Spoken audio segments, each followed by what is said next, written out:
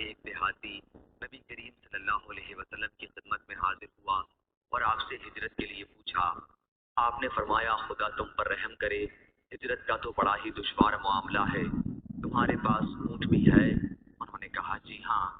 آپ نے دریافت فرمایا اور اس کا صدقہ زکوٰۃ بھی ادا کرتے ہو؟ انہوں نے کہا کہ جی ہاں۔ آپ نے دریافت فرمایا اس میں سے کچھ ہدیہ بھی دیتے ہو؟ انہوں نے کہا جی ہاں۔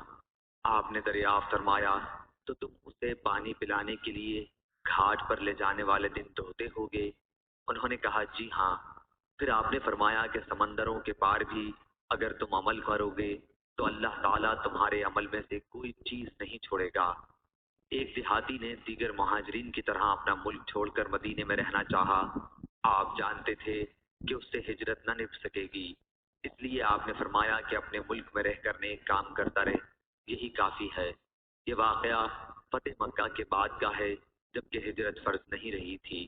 صحیح بخاری حدیث نمبر 2633۔